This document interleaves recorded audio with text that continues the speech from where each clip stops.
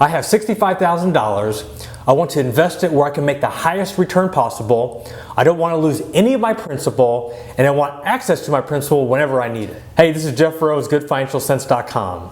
I get questions like that pretty much all the time. Investors that want to make a lot of interest, but yet don't want to take any risk whatsoever. And in this low interest rate environment, that's pretty much unheard of.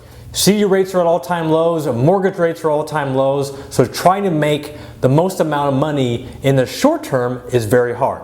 Today I want to share with you some of the best places that you can invest your money for the short term. The first one may surprise you. One of the best places that you can make money in the short term is to pay off your debt. I talk to so many people that have credit card debt, consumer loans, student loans, whatever it may be. They're paying high interest rates, yet they want to take their money and invest it in the short term. If you're only going to get 2, 3, 4% in the short term, and you're paying 8, 9, 10, 12% on credit card debt or any other type of consumer debt, then what's the point of investing? If you're trying to make money in the short term, pay off that debt. By paying off that debt, you're going to make return by whatever the stated interest rate is.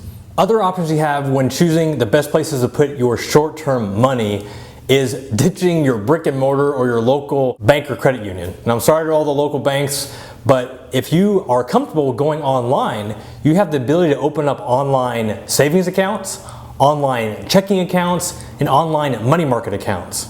And companies like Ally, ING, Perk Street, all of these are offering fairly attractive interest rates, especially compared to what your local bank is offering. Not to mention the fact that the online banks don't charge you certain transaction costs that sometimes you see with your brick and mortar and some of your bigger financial institutions.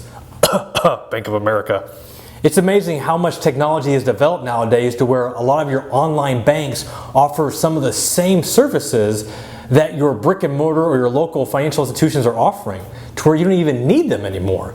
And that's depositing checks, ATM withdrawals, transferring money, and everything else. Another option you have for investing your money for the short term is buying a CD. Now you can choose your brick and mortar location, but I also encourage you to shop online. Online banks like Ally are very competitive with their CD rates. If CDs aren't paying enough or paying what you're looking for, then another option can be, now this option comes with a little bit more risk, but trying to find short-term bonds and even municipal bonds. Now you can buy the actual individual bonds themselves, which are a little bit harder to come by, but you can also find mutual funds or ETFs that are going to have short-term bonds included in them. Now when I mean short-term, typically you're looking for bonds with a maturity between 3 and 5 years. You don't want anything longer than 5 years.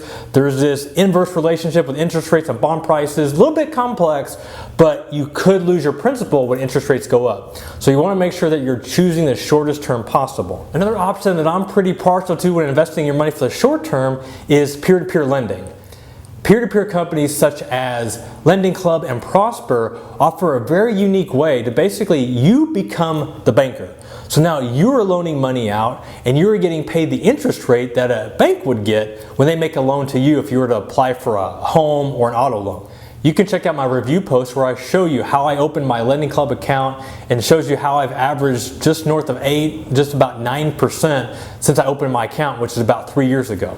And last but not least, one of the best places that you can park your money for the short term is opening a Roth IRA. Now I can hear what you're thinking, Jeff, the Roth IRA is not an investment. And you're right, it's not. But by putting money into a Roth IRA, at least you're ensuring that you have money saved for retirement. Now if you think you need it for the short term, I wouldn't invest it in the stock market or individual stocks. Keep it in something liquid and safe. But if you recall, with the rules of the Roth IRA, you have access to your contributions at any time. So if you put money into it and you need it, you can always pull it out. Obviously you want to make sure that you're investing it conservatively. You don't want to do the stock market here. But that way if you need it, great, you can pull it out. If you don't, you've got money saved for retirement. So that's my recap for some of the best places that you can invest your money for the short term. If you have any more questions, GoodFinancialSense.com is where you find me. And you can also check me out on Facebook too. This is Jeff Rose, Certified Financial Planner. Take care.